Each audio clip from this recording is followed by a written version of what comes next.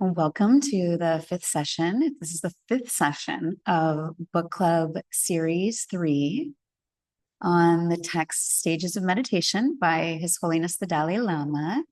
And it's an honor to share this space with anyone who is listening.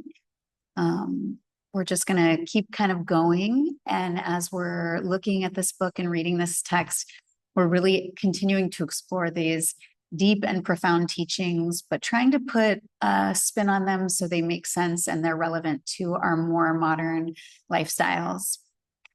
It's been a little bit between sessions, so hopefully you've had an opportunity to apply some of the things we have been discussing so far, and we'll talk about that a little bit. Today, I'm going to read from chapter 5. This is a really long chapter, so just prepare yourself for that. And this chapter really is inviting us now to move into understanding the nature of suffering. So it can also feel like a little bit of a darker chapter, but it's important to just set the tone that understanding the nature of suffering isn't meant to discourage us, but rather it allows us to awaken this compassionate sort of resolve that motivates us to want to free ourselves and others from suffering. And that's what we're really looking to do with the teachings from this book, is we're trying to unlock that natural compassionate motivation that exists inside of us and allow that to pervade all of our experience. And in today's reading, we'll focus on the 3 types of suffering. There's a lot in today's reading, so I'll try to keep the synthesis to the most important points. But we'll talk about the 3 types of suffering, hopefully a little more in depth. And these are the suffering of suffering, the suffering of change, and then something called all-pervasive suffering. And as we explore those, hopefully we're beginning to deepen our motivation for the meditation practice itself and the end result of the meditation practice, which is really this awakening of our compassionate heart. And through this awakening, we are strengthening our connection to every human being, animal, plant, the earth itself, the universe, on a much deeper level. But let's begin by centering ourselves, setting our group intention. So however you are is perfect. If you want to close your eyes, I encourage you to do that. And otherwise, leaving your eyes open is also perfectly okay. Maybe it feels good to take a few deep clearing breaths, perhaps in through your nose and out through your mouth, or whatever feels good for you. And maybe there's another technique you use to settle yourself. Go ahead and bring that into your practice now. Really just looking to let go of distractions.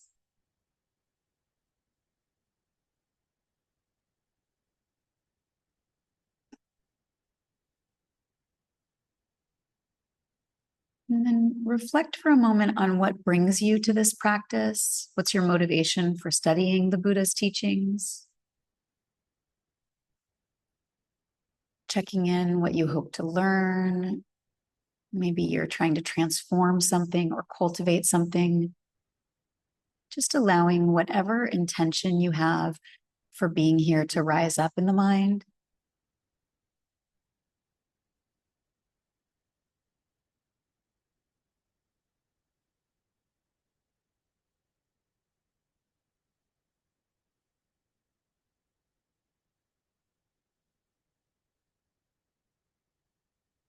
And then together, let's set a collective intention.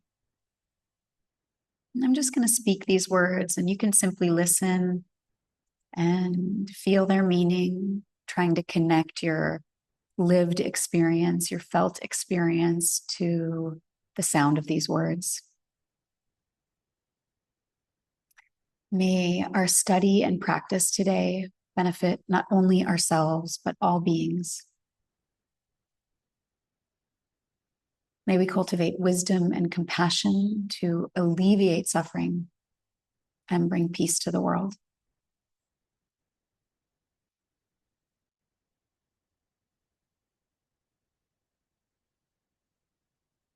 Maybe there's some way you want to seal that intention in. I'm just going to gently place my hand to my heart, and just let that intention resonate.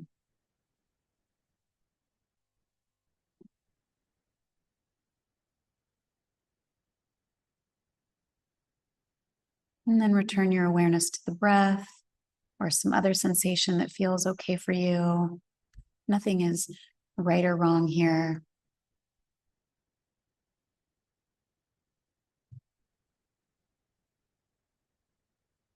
And if your eyes have been closed, gently open them.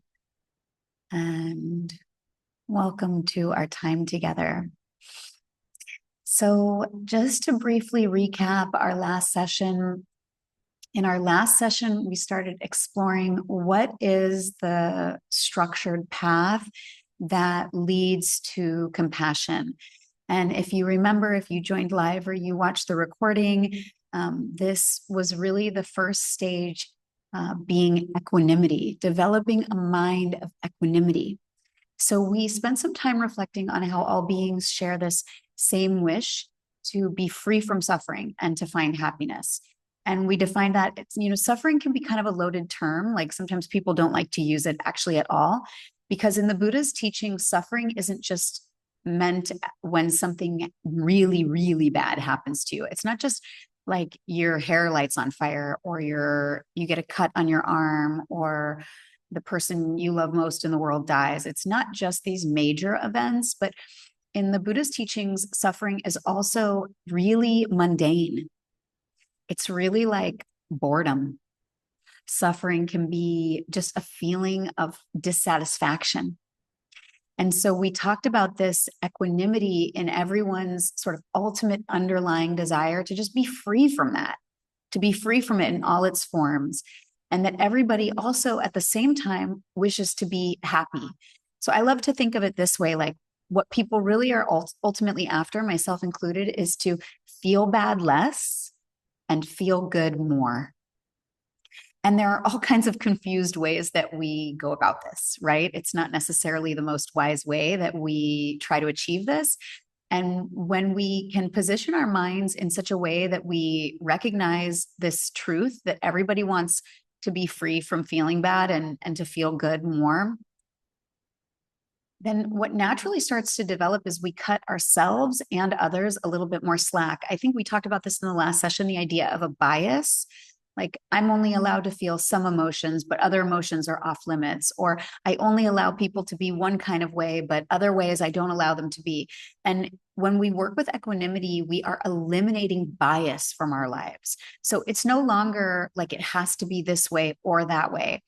And in that way, we're able to create some spaciousness around allowing ourselves and others to make mistakes, to be flawed. And knowing that ultimately, even those flaws and mistakes, even humongous ones like a rapist or a murderer, right? At the core of their being, they're no different from us in their wishes, just their method is wrong. And so we are beginning to find that compassion is not restricted only to people you decide get it, but actually that when we open ourselves to the truth of the way reality works, we can begin to extend compassion to everyone, regardless of the kind of person they are or the way they express their desires in day-to-day living. And that's really quite a beautiful thing.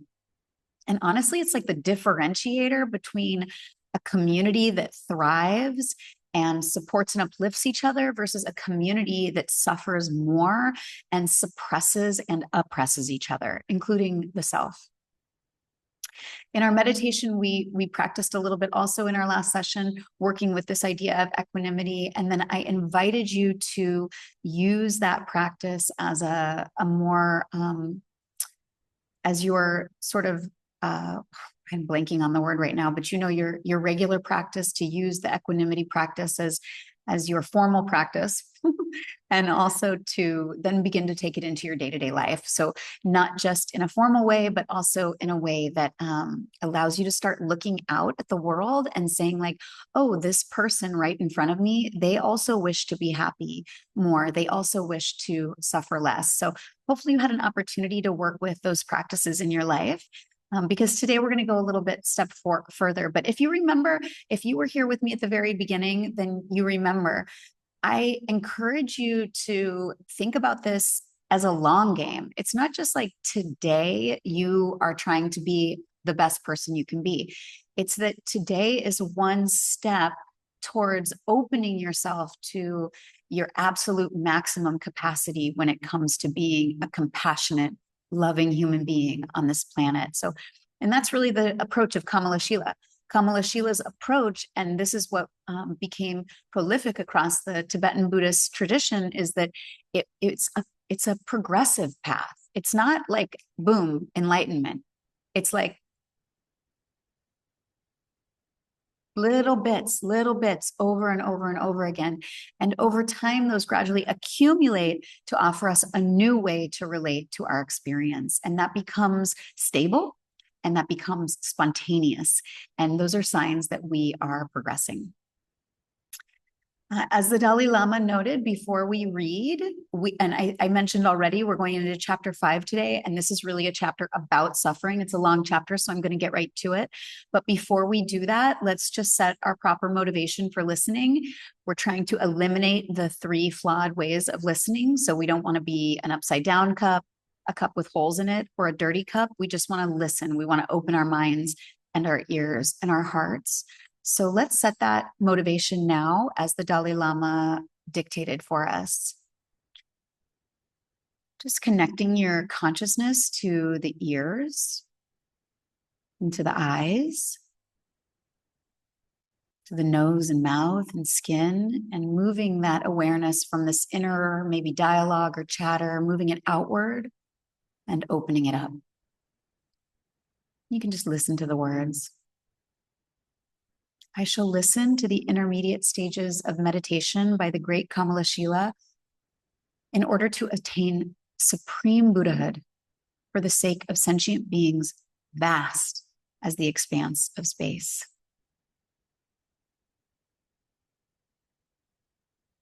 Okay, so get comfortable, settle in. I will do the same, and let's listen to chapter 5. Identifying the nature of suffering. The compassionate mind, this is Kamalashila. The compassionate mind has the nature of wishing all suffering beings to be free from suffering. Meditate on compassion for all sentient beings because the beings in the 3 realms of existence are intensely tortured by the 3 types of sufferings in various forms. The Buddha has said that heat and other types of pain constantly torture beings in the hells for a very long time. He also said that hungry ghosts are scorched by hunger and thirst and experience immense physical suffering. We can also see animals suffering in many miserable ways. They eat each other, become angry, and are hurt and killed. We can see that human beings, too, experience various acute kinds of pain, not able to find what they want, they're resentful and harm each other. They suffer the pain of losing the beautiful things they want and confronting the ugly things they do not want, as well as the pain of poverty. The Dalai Lama. After establishing the process of training by which we learn to see suffering sentient beings as lovable and attractive, Kamalashila deals with the various types of miseries that torture them.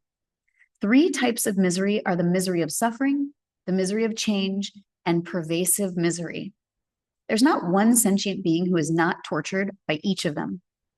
Sentient beings in the 3 higher realms in the cycle of existence may enjoy temporary contaminated happiness or some neutral feelings. But in the final analysis, they are under the influence of pervasive misery. And as such, they are worthy of compassion. Kamalashila has also briefly referred to the sufferings of the beings in the hells, the hungry ghosts, animals, and human beings. He further points out some of the unique causes that make human beings miserable. There are those, Kamalashila, there are those whose minds are bound by various fetters of disturbing emotions like craving, desire. Others are in turmoil with different types of wrong views. These are all causes of misery. Therefore, they are always painful, like being on a precipice. The Dalai Lama, gods too have different miseries. Kamalashila, gods suffer the misery of change. For example, signs of impending death and their fall to unfortunate states constantly oppress the minds of gods of the desire realm. How can they live in peace? The Dalai Lama. The text now defines pervasive misery. Kamalashila. Pervasive misery is what arises under the power of causes characterized by actions and disturbing emotions. It has the nature and characteristics of momentary disintegration and pervades all wandering beings. The Dalai Lama. The misery of suffering refers to what we usually recognize as suffering, physical pain, sickness, and mental anxiety. What we usually recognize as happiness, that is contaminated or impure happiness, is characterized as the misery of change. Contaminated happiness is not perfect happiness, but rather the mere absence of the grosser kinds of suffering. Since contaminated happiness does not last, but is brought to an end by unpleasantness, it is characterized as the misery of change. Pervasive misery refers to sentient beings' collection of mental and physical constituents known as the contaminated aggregates, which result from past karma and disturbing emotions, and act as an agent to generate further karma and disturbing emotions. There may be occasion when we are disturbed by neither the misery of suffering nor the misery of change, but as long as we are not separated from our contaminated mental and physical aggregates, they will continue to provide the basis for various kinds of misery. And when they come into contact with the appropriate factors and conditions, suffering is bound to arise. Therefore, it is essential to think about these three types of misery. The next step in this process of mental training concerns the will to be free from such misery. It is crucial that we identify the true nature of these sufferings in order to generate a desire to be free of them. Even animals understand the misery of suffering as unbearable and wish to be free from it. Both Buddhists and non-Buddhists who seek the qualities of higher realms, like those of the higher levels of concentration and the formless world, understand the misery of change is unpleasant. They are able to free themselves temporarily from the misery of suffering. When they reach such higher realms, like those below the fourth level of concentration, where there's only the feeling of neutrality, they are temporarily free from the misery of change. Those in the fourth meditative stage and in the formless realms are temporarily free from the first two types of miseries. Recognizing pervasive misery is the catalyst that stimulates individuals to seek the state of liberation. When they apprehend its true identity, they generate a sense of disgust. They become aware of the disadvantages of disturbing emotions and their instability. Understanding the flaws of the disturbing emotions must precede understanding the flaws of the contaminated mental and physical aggregates. Seeing the flaws or drawbacks of the disturbing emotions provokes us to try to part from them. When we eliminate our disturbing emotions, we gain what is known as nirvana or liberation. Proper identification of pervasive suffering and a strong dislike for it are the determining factors in the process of developing true renunciation or the will to gain liberation. The text has mentioned the momentary nature of pervasive suffering. This concept can be interpreted in two ways, which can be illustrated by an example. First, anything impermanent disintegrates and changes every moment. For instance, an omniscient mind is impermanent, and it too shares the same nature of disintegrating moment by moment. Second, an impermanent phenomena has no independent identity and is under the influence of other factors, like its causes and conditions. As such, pervasive suffering does not remain constant even for a moment, but is in a steady process of disintegration and change. Therefore, see all wandering beings as immersed in a great fire of misery. Think that they are all like you in not desiring misery at all.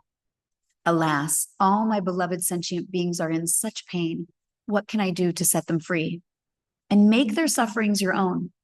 Whether you are engaged in one-pointed meditation or pursuing your ordinary activities, meditate on compassion at all times, focusing on all sentient beings and wishing that they all be free from suffering.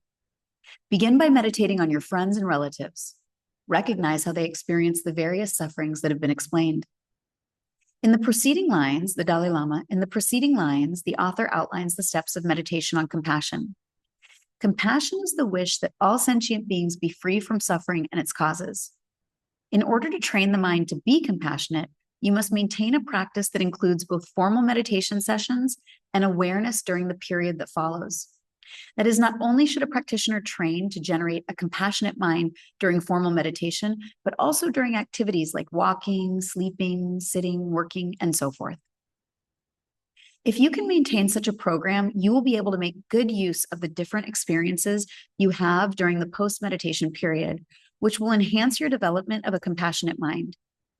On the other hand, if you do not cultivate awareness and mindfulness during the post-meditation periods, and you let your mind wander, the progress of your meditation will be slowed. This is definitely a fault to be corrected. You must try to retain the flavor or essence of your meditation as you go about your other activities. This will greatly aid the progress of your realizations during the sessions, and those realizations in turn will contribute to your spiritual development during the post-meditation session. This is how you can enjoy a stream of meritorious energy, Kamalashila. Then, having seen all sentient beings as equal, with no difference between them, you should meditate on sentient beings to whom you are indifferent. When the compassion you feel toward them is the same as the compassion you feel toward your friends and relatives, meditate on compassion for all sentient beings throughout the 10 directions of the universe. The Dalai Lama. When you are meditating on compassion, if you specifically focus on a sentient being who's experienced suffering, as we did during our meditation on equanimity, your meditation on compassion will be more effective. Initially, you can visualize the intense suffering of beings in the unfortunate realms. You can also meditate on compassion for those who are indulging in forceful negative actions, which possess the 3 factors of intention, action, and completion. Although they may not presently be experiencing great misery, they are accumulating powerful causes to experience it later. If you meditate along these lines, it will greatly help you train your mind to become compassionate toward each and every sentient being in the cycle of existence. All of them are under the sway of disturbing emotions, slaves to the ignorance that is a misconception of true existence and self-centeredness. Kamalashila speaks of all sentient beings as being equal. This can be interpreted in 2 ways, ultimately and conventionally. The equality of beings on an ultimate level does not obviate the existence of friends and foes on the conventional level. However, when your meditation focuses on the unfindability of objects on an ultimate level, it counteracts attachment and hatred by countering the misconception of true existence. These are some of the many techniques by which to train to develop an even-minded attitude. It is important to maintain this kind of meditational procedure and accumulate the positive potential of merit. Eventually, our ordinary compassion toward miserable beings can be enhanced and transformed into a more purified state. The compassion we feel at present is usually mixed with attachment, but the presence of this compassion also indicates that we have the basis for true compassion. Occasionally, we also generate spontaneous compassion towards strangers in great pain, wondering what we can do to alleviate their suffering. This is an expression of our innate compassion. It is crucial that we recognize this fact, cherish this compassionate thought, and then promote and enhance it. If you do not possess this innate compassion, try to cultivate it and make every effort to develop it. In due course, such compassion, however insignificant it may seem to be at present, can expand infinitely. The text now explains the measure of having cultivated such compassion. Just as a mother responds to her small beloved and suffering child, when you develop a spontaneous and equal sense of compassion toward all sentient beings, you have perfected the practice of compassion. And this is known as great compassion. The Dalai Lama. In the depths of your heart, you have great care and concern for your beloved child, whatever you are doing. Whether you are walking, sitting, or talking, it is there. If you are able to cultivate such a mind toward all infinite sentient beings, thinking how good it would be if they were free from suffering, and if such a mind arises automatically without your needing to rely on special reasons, this is an indication that you have cultivated genuine great compassion. Whatever realizations you want to cultivate, you must first know what the object of your attention is and what causes and conditions you need to cultivate to be able to generate such a realization. You need to do some preparation. Having gained familiarity and some experience in such a process of practice, you may not need to cultivate any additional understanding. But using analysis and investigation, you should cultivate a strong feeling within that really moves your mind. That is called actual experience, and it is of 2 kinds: contrived experience and uncontrived experience. Contrived experience refers to those feelings that arise within your mind as a result of using subtle reasons and depending on quotations from the scriptures. When you do not engage in analysis and investigation, you do not get such experience. After having cultivated such a contrived experience, if you continue the process of strengthening and developing it, a time will come when you encounter a particular situation such that, without having to rely on a quotation or a reason, a strong feeling automatically arises within your mind. That is called uncontrived experience. When you achieve such an uncontrived experience of compassion, that is an indication of having cultivated a genuine great compassion. Then the text discusses the process of meditation on loving kindness. The measure of having cultivated loving kindness is similar to the measure of having cultivated great compassion. Compassion is a mind wishing that sentient beings be free from suffering, and loving kindness is a mind wishing that they meet with happiness. Loving kindness induces compassion, and compassion induces the special attitude. The special attitude here means that you not only mentally think how good it would be if sentient beings were free from suffering, but you voluntarily take responsibility for actually engaging in the work of delivering sentient beings to the state of liberation and helping them remove their sufferings. And this induces the awakening mind of bodhicitta, the Kamalashila. Meditation on loving kindness begins with friends and people you are fond of. It has the nature of wishing that they meet with happiness. Gradually extend the meditation to include strangers and even your enemies. Habituating yourself to compassion, you will gradually generate a spontaneous wish to liberate all sentient beings. Therefore, having familiarized yourself with compassion as the basis, meditate on the awakening mind of bodhicitta. Bodhicitta is of two types, conventional and ultimate. Conventional bodhicitta is the cultivation of the initial thought that aspires to attain unsurpassable and perfectly consummated Buddhahood in order to benefit all wandering sentient beings, after having taken the vow of compassion to release all of them from suffering. That conventional bodhicitta should be cultivated in a process similar to that described in the chapter on moral ethics in the Bodhisattva Bhumi, generating this mind by taking the bodhisattva vow before a master who abides by the bodhisattva precepts. The measure of your cultivation of the awakening mind of bodhicitta, the Dalai Lama, is similar to the cultivation of compassion. First, you cultivate bodhicitta as a contrived experience. Then you cultivate the awakening mind of bodhicitta as an uncontrived experience, which is the state of the genuine awakening mind of bodhicitta.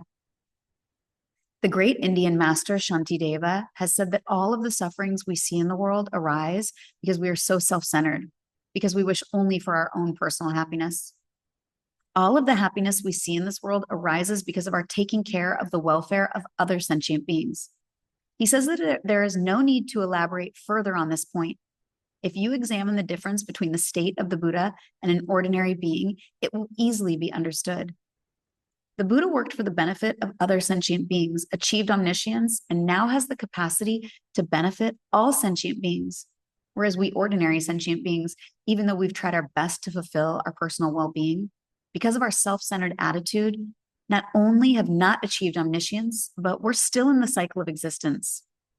Even in the case of the achievement of nirvana, if we pursue it mainly for our own self-interest, it will be just solitary liberation or liberation without omniscience. This is also due to the self-centered attitude.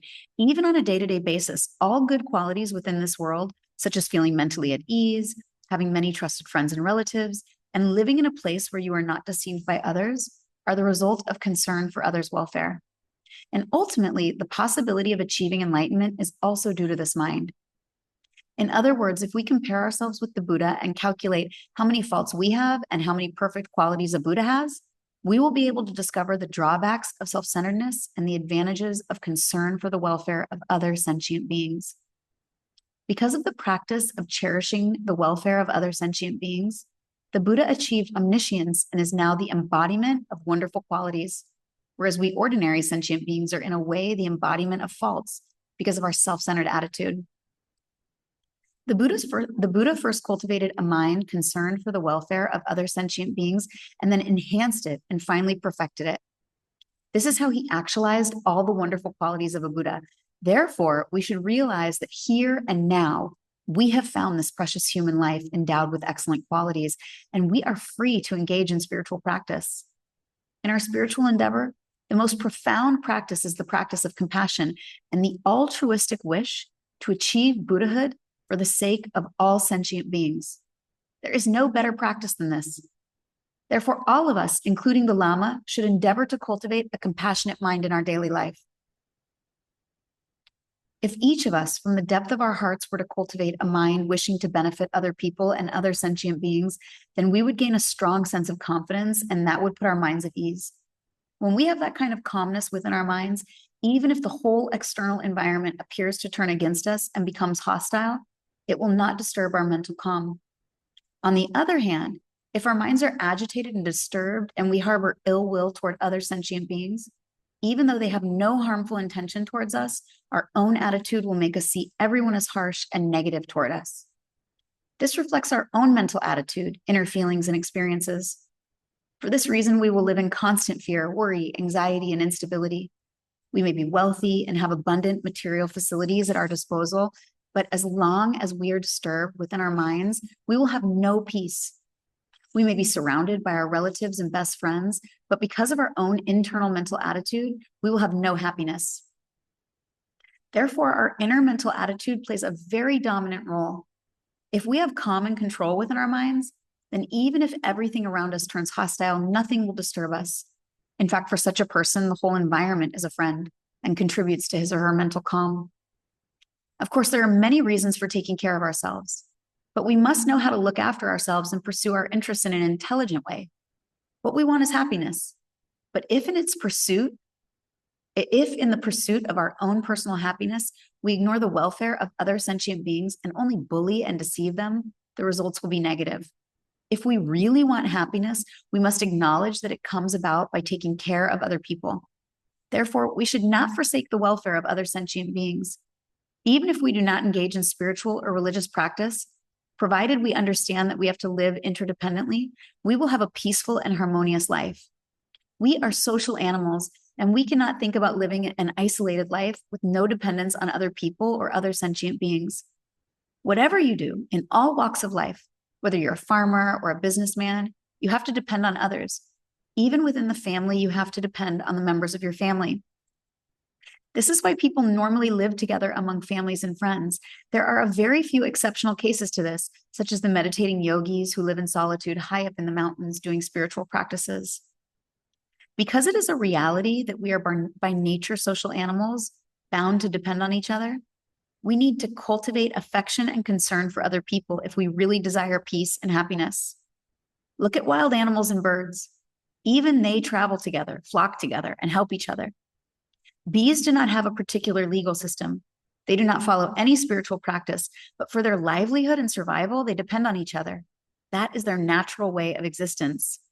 Even though we intelligent human beings must also depend on each other, we sometimes misuse our intelligence and try to exploit each other. That goes against human nature. For those of us who profess to believe in a particular religious practice, it is extremely important that we try to help each other and cultivate a feeling of affection for each other. That is the source of happiness in our lives. The fundamental teaching of Buddha is that we should view others as being more important than we are. Of course, you cannot completely ignore yourself, but neither can you neglect the welfare of other people and other sentient beings, particularly when there is a clash of interest between your own welfare and the welfare of other people. At such a time, you should consider other people's welfare as more important than your own personal well-being. Compare yourself to the rest of sentient beings. All other sentient beings are countless, while you are just one person. Your suffering and happiness may be very important, but it is just the suffering and happiness of one individual, whereas the happiness and suffering of other sentient beings is immeasurable and countless. So it is the way of the wise to sacrifice one for the benefit of the majority, and it is the way of the foolish to sacrifice the majority on behalf of just one single individual. Even from the point of view of your personal well-being, you must cultivate a compassionate mind. That is the source of happiness in your life. Irrespective of whether we profess a particular religion or not, we must be warm-hearted. We must cultivate compassion, and in that way, we will be able to lead peaceful and meaningful lives. In the case of Buddhist practitioners, and particularly Mahayana Buddhist practitioners, How should we engage in the practice? Even when we talk about helping others, we are not talking only about giving them temporary benefit and help, like food, clothing, and shelter, and so forth, because these things will not bring long-lasting happiness. Therefore, it is extremely important to investigate the possibility of achieving long-lasting and ultimate happiness. We must judge whether it is possible to eliminate sufferings from their root. Irrespective of whether we are able to practice or not, we should at least cultivate the mental courage that is willing to eliminate suffering and achieve a state of total cessation of suffering. That will bring strong mental confidence and determination.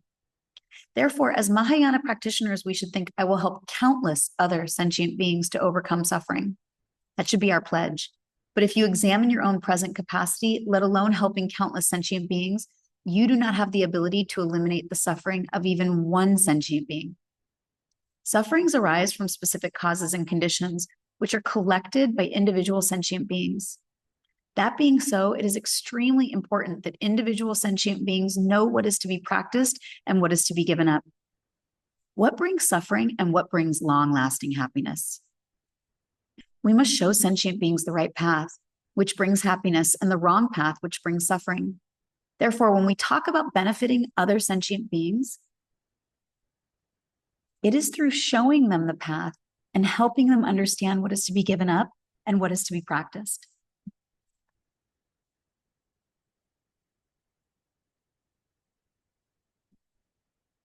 Sufferings arise. In order to do so, it is extremely important, on the one hand, that what you are going to teach to other sentient beings does not remain hidden to you. You must understand the meaning of the path. You are going to show other sentient beings. For example, the more advanced a student is in his or her studies, the more that student needs a teacher with better qualifications and greater knowledge. Likewise, in order to show the right path to other sentient beings, you must first have trodden that path yourself. On the other hand, it's not enough that the path you're going to show other sentient beings is not hidden from you.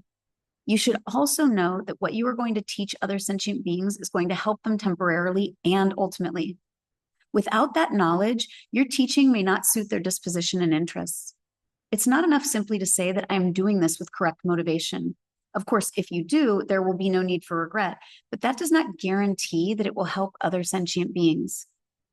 It is for this reason that the scriptures explain the need to actualize different categories of clairvoyance, being able to know the minds and needs of other sentient beings. Therefore, there are two factors involved here. First, the path and the teaching that you are going to show or give to other sentient beings should not be hidden from you. And second, you must understand the suitability of such a teaching to the disposition of other sentient beings. You need to understand what dispositions sentient beings have inherited from their past lives. Therefore, unless you become a Buddha yourself and achieve omniscience, your help and guidance may prove to be of only temporary benefit. Cultivating an aspiration to help other sentient beings becomes a cause for cultivating the second wish, wanting to achieve Buddhahood for the sake of all sentient beings. These are the two levels of the awakening mind of bodhicitta. Such a mind cannot be cultivated in a mere few months or years, but this does not mean it cannot be cultivated at all. If you continue your practice to cultivate bodhicitta, a time will come when you will be successful. For example, in the initial stage, you may not even understand the meaning of the word bodhicitta. You might wonder how you could ever cultivate such a mind, but through repeated practice and familiarity, you will gradually come closer to such a mind. It is the nature of conditioned things that they change depending on causes and conditions. So it is important to recall the advantages and benefits of such a mind and cultivate a strong determination to achieve it. Make ardent prayers. Whether you sleep, walk, or sit, you should think, how good it would be if I could cultivate such a mind. Try to cultivate bodhicitta, even on an aspirational level. If you spend your days in such repeated and persistent practice, you can definitely develop it. Make the determination to cultivate it, even if it will take many eons. As Shantideva prays in his Guide to the Bodhisattva's Way of Life, as long as space endures, and as long as sentient beings remain, may I too abide to dispel the suffering of all sentient beings. When you engage in a project or an activity that helps other sentient beings, there is no question of a time limit. You must do it continuously. This is how you should train your mind. If you think you will achieve enlightenment or bodhicitta within a few days or months, and if you think that you will get enlightened after entering into a retreat for 3 years and 3 months, you are mistaken. When I hear the suggestion that you will attain Buddhahood if you go into retreat for 3 years and 3 months, sometimes I jokingly say that this is just like a communist propaganda. I tell my Western friends that wanting to practice the most profound and the quickest path is a clear sign that you will achieve no result. How can you achieve the most profound and the vast in the shortest way? The story of the Buddha says that he achieved Buddhahood after 3 countless eons. So harboring an expectation to achieve Buddhahood within a short time, like 3 years and 3 months, is a clear indication that you will make no real progress. We have to be practical. There is no use in fooling others with your incomplete knowledge. You should also realize that whether you achieve Buddhahood or not, your purpose is to help other sentient beings. Whether you find yourself in heaven or hell, your purpose is to help other sentient beings. It does not matter how long it takes. You should determine that the altruistic intention to achieve Buddhahood for the sake of all sentient beings will be your only practice, whether you live or die. You must train in cultivating such a mind and understand the aspect and the object of such a mind. Once you gain inferential experience of such a mind, you should receive the Bodhisattva vow, for the vow should be received after you have cultivated a strong wish to engage in the deeds of a Bodhisattva. What is the Bodhisattva's way of life? It is the way of life that follows naturally from having cultivated the awakening mind of bodhicitta. Omniscience is achieved only through the process of purifying the disturbing emotions within your mind. It cannot be achieved merely through wishes and prayers. We have to train in eliminating all the specific disturbing emotions by relying on specific antidotes. All the activities of a bodhisattva can be included in 2 major categories: the practice of skillful means and the practice of wisdom. If the practices of giving, ethics, and so forth are to be perfected, they should be supported and influenced by the practice of wisdom. Without the practice of wisdom, the first 5 of the 6 perfections cannot actually become practices or perfection.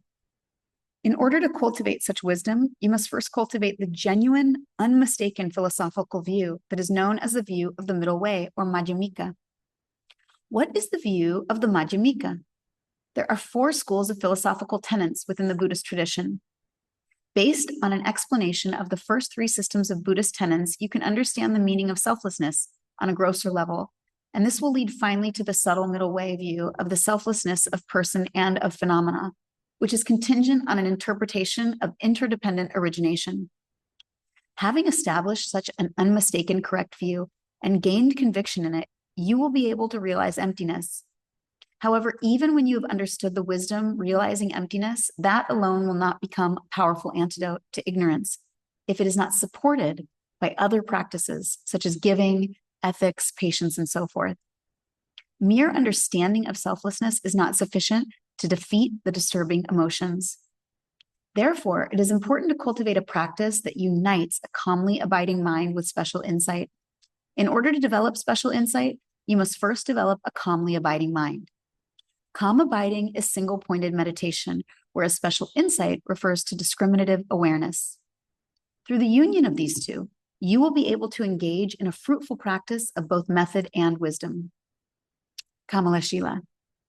After generating the conventional awakening mind of bodhicitta, endeavor to cultivate the ultimate awakening mind of bodhicitta. The ultimate bodhicitta is transcendental and free from all elaborations. It is extremely clear that the object of the ultimate, stainless, unwavering, like a butter lamp, undisturbed by the wind. As I explained earlier, conventional bodhicitta refers to the aspirational bodhicitta. What is ultimate bodhicitta? What is transcendental and what is mundane? There are various explanations. All the specific levels of an ordinary being are known as mundane, and all the spiritual levels of a superior being, or Arya, are known as transcendental or supramundane. You achieve the transcendental level when you achieve the path of seeing for the first time. This means that you have realized emptiness directly, although it is possible merely to understand emptiness before achieving the path of seeing. This text, Stages of Meditation, belongs to the Yogacara, Svavantrika, Madhyamika, Yogic Anatomy, Middle Way, Yogic Autonomy, Middle Way. So when I explain the points made explicitly in the text, I will do so according to this way. But I will elaborate according to the Prasangika Madhyamika middle way, the consequentialist middle way tradition. There are Aryas or superior beings. Among those practitioners known as hearers and solitary realizers who realize emptiness, but an Arya on the Bodhisattva path realizes emptiness directly because he or she is assisted by the profound practice of method. Such wisdom directly realizing emptiness acts as an opponent to specific disturbing emotions. When we talk about the Four Noble Truths, the true path actually refers to the wisdom realizing emptiness found within the mental continuum of a superior or Arya being. This is ultimately bodhicitta. This ultimate bodhicitta is also said to be free of all elaborations, particularly in the context of the various categories of emptiness, such as the 16 emptinesses, the 20 emptinesses, the 2 emptinesses, and so forth.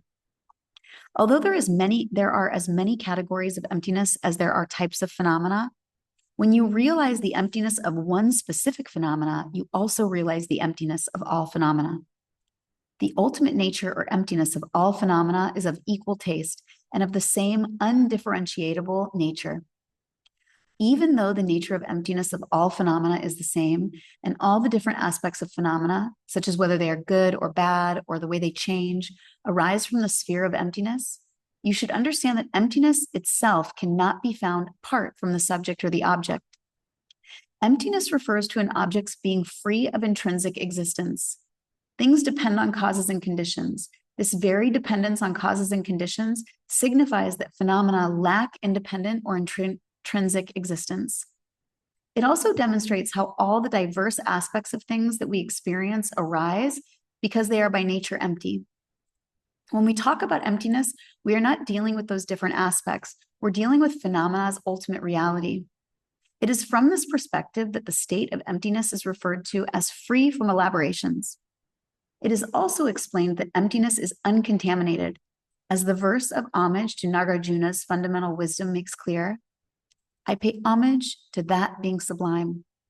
Amongst the Buddhas, the propounder of the teaching, who taught that things arise through dependence, and that there is no cessation, no birth, no annihilation, no permanence, no coming and going, no separate meaning and no sameness, thoroughly free from elaborations and completely at peace.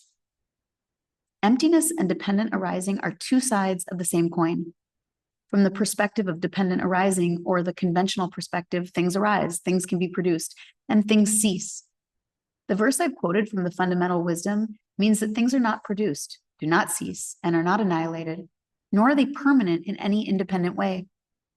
In terms of time, there is also neither any independent annihilation nor permanence.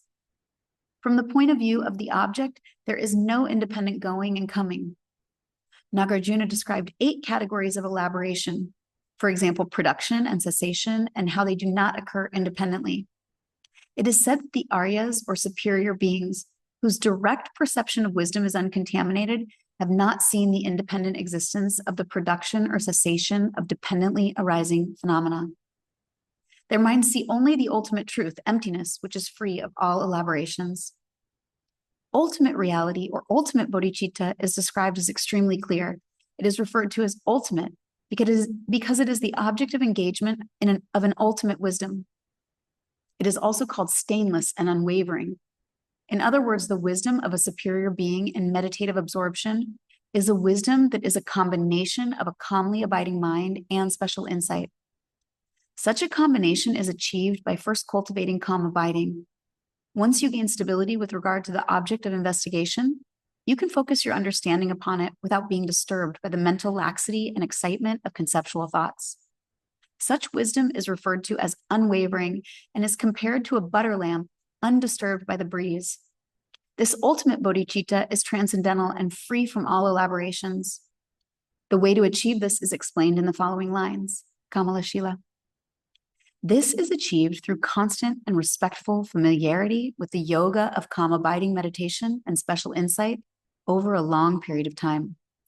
The unraveling of the Thought Sutra says, O Maitreya, you must know that all the virtuous dharmas of hearers, bodhisattvas, or tathagatas, whether worldly or transcendental, are the fruits of calm abiding, meditation, and special insight. Since all kinds of concentrations can be included in these two, all yogis must, at all times, seek calm abiding, meditation, and special insight. Again, the unraveling of the Thought Sutra says, the Buddha has said it must be known that the teachings of various types of concentrations sought by his hearers, bodhisattvas, and tathagatas are all contained in calm abiding meditation and special insight. The Dalai Lama. A calmly abiding mind refers to a state of mind in which your mind abides on the object of your choice and in which the mind is not distracted to external objects other than the object of your mental focus and meditation. Your mind remains stable, focused on the object, and free from laxity and excitement. Such a mind is also referred to as single-pointed concentration, and through its stability, you are able to achieve mental bliss.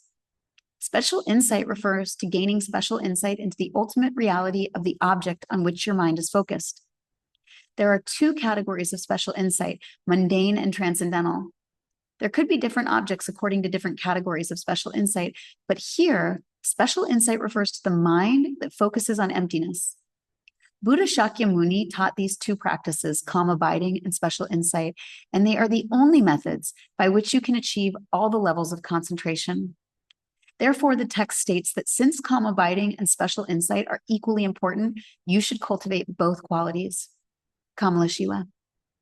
Yogis cannot eliminate mental obscurations merely by familiarizing themselves with calm abiding meditation alone. It will only suppress the disturbing emotions and delusions temporarily. Without the light of wisdom, the latent potential of the disturbing emotions cannot be thoroughly destroyed, and therefore their complete destruction will not be possible. For this reason, the unraveling of the Thought Sutra says, concentration can suppress the disturbing emotions properly, and wisdom can thoroughly destroy their latent potential. The Dalai Lama. Merely meditating on calm abiding will not enable you to eliminate obscurations to enlightenment and the disturbing emotions. Even if you achieve calm abiding meditation with reference to emptiness, that alone is not enough to remove the obscurations if it is not supported by the practice of special insight. Kamalashila. The unraveling of the Thought Sutra also says, even if you meditate with single-pointed concentration, you will not destroy the misconception of the self, and your disturbing emotions will disturb you again. This is like Udrak's single-pointed meditation. The Dalai Lama. Calm abiding meditation alone will not be able to remove the afflictive emotions and destroy the misconception of self. Disturbing emotions will arise again and disturb you once more, as happened in the case of the non-Buddhist master called Udrak. He meditated on calm abiding for a long time, in the course of which his hair grew very long. While he was completely absorbed in single-pointed concentration, some of his hair was eaten by rats. As soon as he rose from his meditation and saw that rats had eaten his hair, he became angry, and thus his disturbing emotions came back again. Although the disturbing emotions did not arise while he was absorbed in single-pointed meditation, that they returned after he rose from his meditation clearly shows that calm abiding meditation alone does not put an end to the disturbing emotions.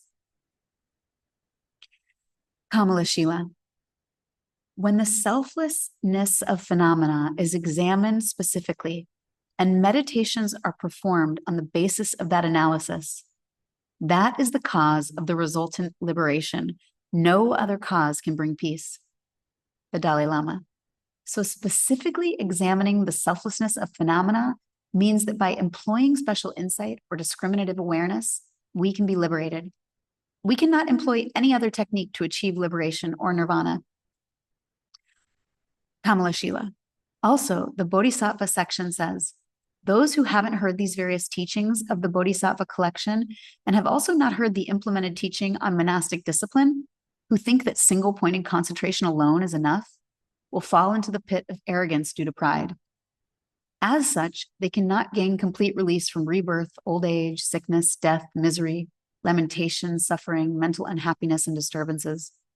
Neither do they gain complete liberation from the cycle of the 6 states of existence, nor from the heaps of suffering mental and physical aggregates.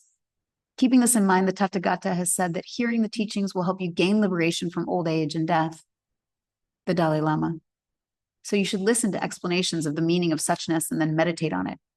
And that will help you to achieve liberation from suffering. Kamalashila. For these reasons, those who wish to attain the thoroughly purified, transcendent wisdom by eliminating all obscurations should meditate on wisdom while remaining in calm, abiding meditation.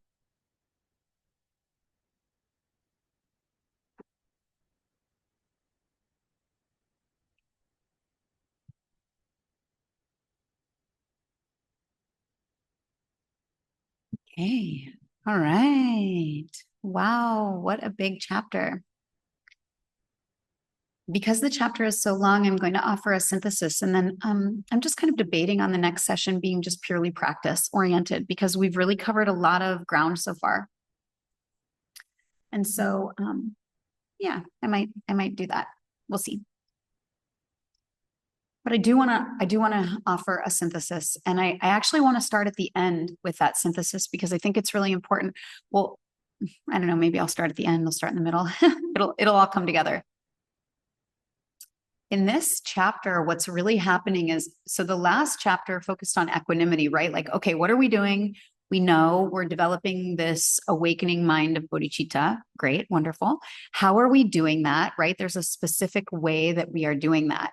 And the first step in that, what is it? It's equanimity, developing the mind of equanimity. And again, just to rehash that, that's just really saying, like, we recognize that all beings want to be free from suffering and all beings want to have more happiness. And then the Dalai Lama now invites us to look at the next stages there forward. And then he ends with this whole conversation, Kamalashila and the Dalai Lama end with this whole conversation on emptiness. And this is a really important point. This is something that we really don't want to miss in this chapter. It is not enough to find mental calmness. That is only one side of the practice. If what we are really after, if what we are truly after is complete liberation from the affliction of negative emotions, then we have to cultivate insight. What does that mean? That means that it's not enough if your practice is simply sitting, calming, and resting. The Dalai Lama is saying that is great and wonderful, and that is wonderful. But then the next stage is to really explore the nature of reality. We now want to understand what is true about the way things work. And the truth is, there is nothing that is self-existent. So we can go all the way back to a few sessions ago, right, where we talked about there is nothing that is permanent. There is nothing that is unchanging. And there is nothing that is independently existing. So if there is nothing like that, what is there? If you've been with me, maybe you remember there is impermanence, there is change, and there is interdependence. And we want to realize these things. We don't just want to read some books about them and spend all our time just congratulating ourselves for how great we are at being chill when we meditate. Because the minute somebody starts working on the house next door with construction tools at 6 a.m., all of a sudden we're on the phone with the police, or we're knocking on their door telling them how they're disturbing us during our meditation practice. The aim is to become undisturbable. That is the aim. That is liberation. So I can't impress that enough upon you. Liberation is when nothing any longer destroys that peace that we've cultivated. Whether we're sitting in meditation and it's totally quiet and peaceful, or we are in the middle of Times Square and it is absolutely chaotic and crazy, we maintain that sense of equanimity, open-hearted compassion, and genuine loving kindness. And so why do I want to impress that upon you? I want to impress that upon you because if there is one thing you need to know, it's that The practice of meditation doesn't just stop with learning how to be mindful. Oh, well, now I'm really present, so I got it. You hear the Dalai Lama and Kamalashila reference this. They say, you know what happens when someone believes that that's the end of the practice? Pride arises. You know people like this. Maybe you yourself are like this or have been like this in the past. You think you know something. So then all of a sudden you become slightly arrogant, or someone you know thinks they know something. So all of a sudden they become slightly arrogant. The possibility of knowing is absolutely endless. So arrogance is absolutely flawed. And all arrogance does is perpetuate the suffering that we experience in our life. So we want to approach meditation first from the position of, okay, I need to calm, I need to rest, I need to find some one-pointed attention. That's important. And then next, I need to use that skill. I need to use that quality to investigate the nature of reality. So far, we have been given an absolutely clear roadmap to cultivating the omniscient mind of a Buddha, right? So we recognize compassion is the absolute fundamental practice.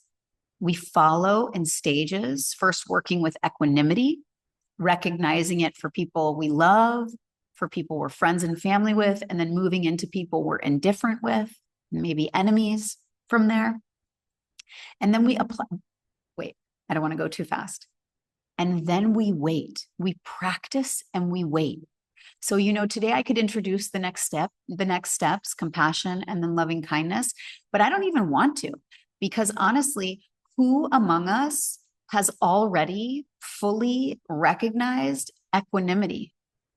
Maybe it came really quick and easy for somebody. You sat, you practiced a few times, and boom, everywhere you go, in every interaction you have, you're like, same as me, wishes to be free from suffering and have more happiness, but likely not. Like the Dalai Lama says, it's not a fast fix. You're not going to go on any app, you're not going to go anywhere and get a downloaded meditation and in a day, 2 days, 3 days, 3 years and 3 months, be free of those mental afflictions. It is a long and steady road to the cultivation and expression of these innate qualities. So it's like, what do I want you to do? I want you to settle in, and I want you to get ready for the ride. The hero's journey is not learned a new thing, had a great time doing it, recognized its value, used it in the world, and had ultimate success. That's not the hero's journey. The hero's journey is learned a new thing, struggled to learn it, forgot it, learned it again, tried to use it, used it wrong, used it again, kind of got it, tried again, practiced again, challenged and trials and tribulations. The hero's journey is earmarked by challenge and time. So it is really important that if you are someone that you are studying the Buddha's teachings, or you want to study the Buddha's teachings, or you really want to get the ultimate liberation from meditation where you are no longer bound by afflictive emotions. And let me tell you something, like in my personal practice, the big aha moment was when I realized that my wish to be free from mental afflictions, disturbing emotions, was the benefit to other people. Every time I'm consumed with envy, greed, hatred, lust, anger, jealousy, whatever, you name it, right? Any level of ignorance, anytime I'm consumed by those things, I hurt other people directly or indirectly in small and big ways. And my friend, so do you. So what do we want to do? We want to stop hurting other people. We want to recognize the truth of reality. And when we do that, we stop hurting other people. We stop getting involved in the play that creates more and more pervasive misery. And so I'll go back a little bit now. So what was happening in this chapter was Kamalashila and the Dalai Lama, they were going a little further. They were saying, first we recognize compassion as sort of the ultimate practice. And then we work with equanimity. And then we work with compassion itself, which is wishing for others to be free from suffering. And you see why it's so important to have equanimity first, because if you get into that practice right away, and I see it all the time, a teacher wants to jump right in, or a student wants to jump right into compassion, but they don't have any grasp of equanimity. So they go in there and, oh, I can't feel compassion for so-and-so. Well, I can feel compassion for everybody, but not my sister. And this is, I'm going to tell this story. I was at a retreat in Northern California. I'm in the Dutch Caribbean now, but I'm from California. And I was at this retreat. It was like a New Year's retreat or something. And it was with Sharon Salzberg. So maybe you know her. And she was doing all this work on compassion. And it was really a beautiful practice. And we were doing this breath practice, breathing in. I'm doing the best that I can, breathing out. And so is everyone else, breathing in all of the time. So we were repeating this. I'm doing the best I can, and so is everyone else all of the time. And we do this practice collectively for a while, and there were a few hundred people there.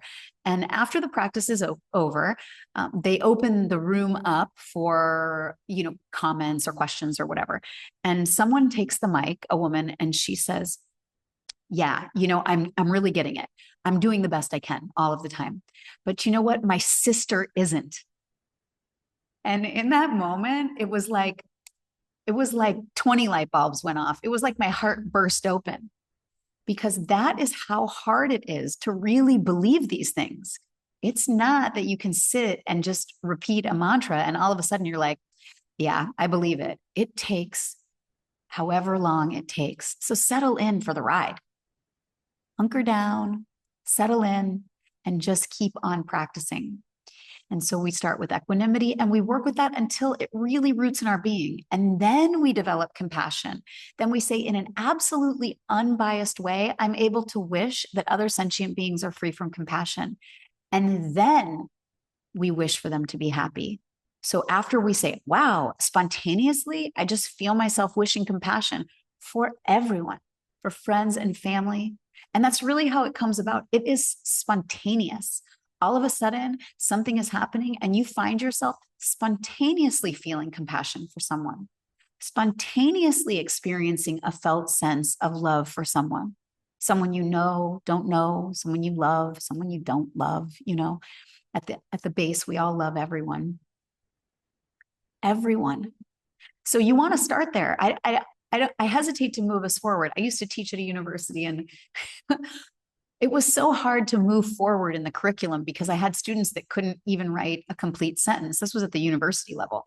And I just remember like this internal struggle with wanting to give the next thing, because if they weren't already getting the first thing, what good was it to give the next thing? And I'm inviting us to kind of look at that approach in our own lives now. If we are still suffering from a lot of internal bias, then let's do the practices. Next session, we will do these practices just to get a taste of them. But stay with where you're at until it really has an effect, and let go of the expectation that that effect will be spontaneous or instantaneous, or that it will be quick at all. Let go of that.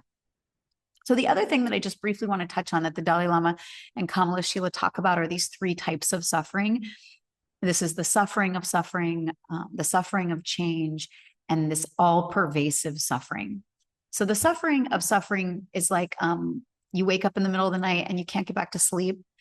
And now you're upset that you can't get back to sleep. And so that upset at not being able to get back to sleep keeps you up more.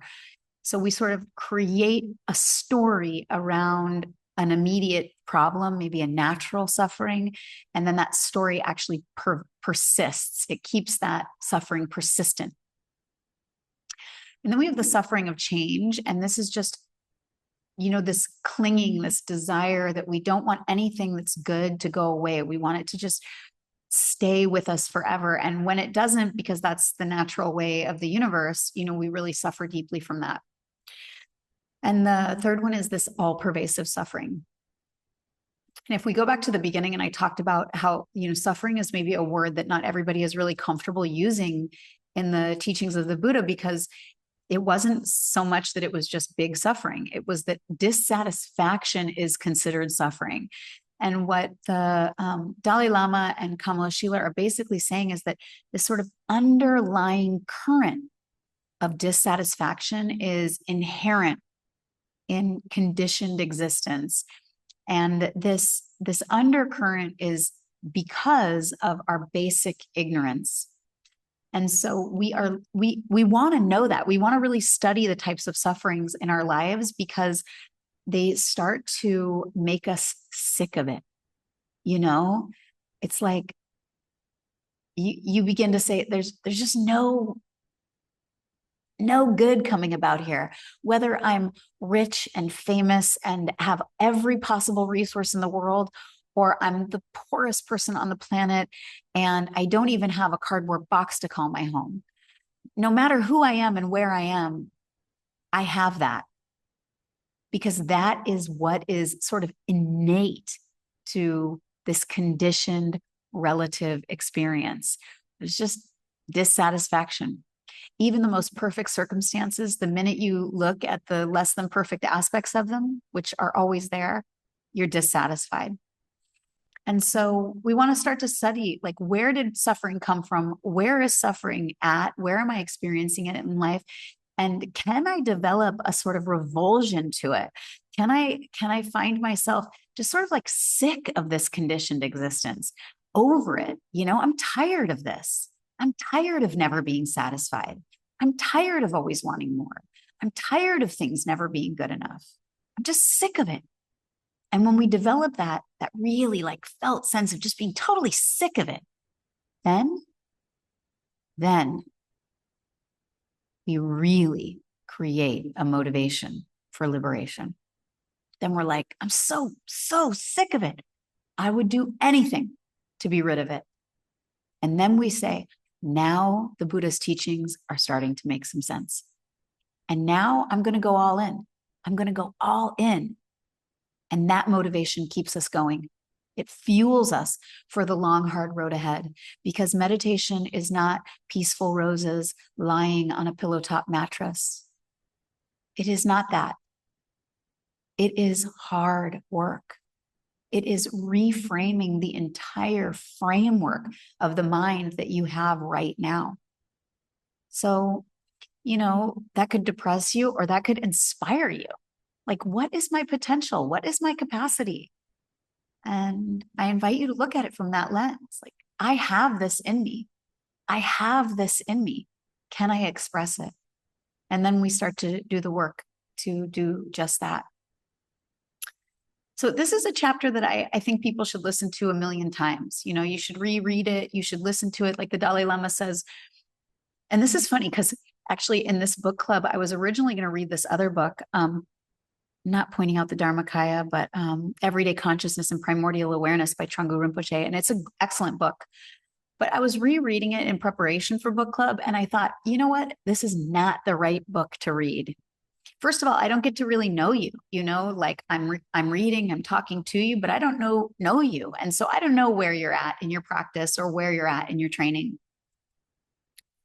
But second of all, it's like the preliminary work before we start going like deeper into the philosophy of things. That's really what's needed right now in the world. That's what I believe. And so, you know, the Dalai Lama is talking about when we're teaching something, it's not just that we want to just regurgitate words we've heard. We want to have direct experience with the thing that we're teaching. We want to have direct experience with it because it's that direct experience that allows us to interpret it for an audience that doesn't have that experience yet.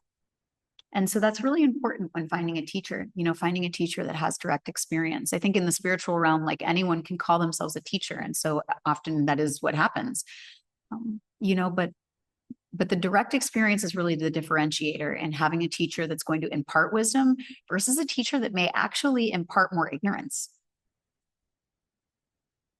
Okay, it's long today. It's long, so let's close. I'm going to stick with the homework from last session. Keep working with equanimity. Next session, maybe we'll have just a practice session together. No reading. Kind of give us a break from the reading for a minute to check in with our practice and see where we are. But before we close, I just want to offer a closing dedication as usual. So however you are is perfect. Maybe bringing your mind back to that initial motivation, what brought you here in the first place, if you were here with me at the beginning.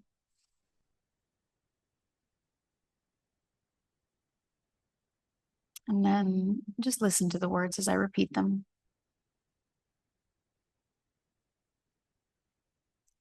May the insights and compassion cultivated today benefit all beings. May we develop the wisdom and courage to meet suffering with clarity and kindness. And may our practice contribute to the liberation of all sentient beings.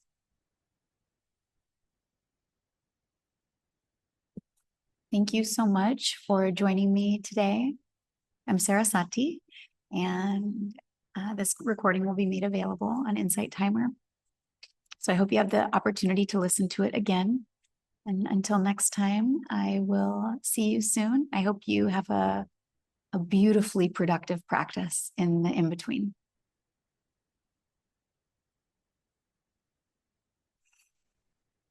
Okay. Thank you, Christine. Thank you for just always showing up. And yeah, even though we don't get to really know each other, it's nice to see you on here, however that is. And for anyone else who joined, thank you so much for being here. And I've said it before, but I also put these on YouTube. The last session is on YouTube, but it's not up on Insight Timer yet, but it'll be up on Insight Timer soon. And this session also I'll record and put up. And yeah, just hope you all have a beautiful Thursday. I had to remember what day it is. And I hope to see you and practice with you again soon. Thanks so much for joining me. I feel the same, Christine. It's in your picture, even though it's like tiny, you actually look like another woman that I know in that picture. And so every time I see you, it's like this warm-hearted feeling. Okay, yeah, and connect with me any other way. I'm on all the social medias and all those things. And thanks again for your time, and I will see you soon.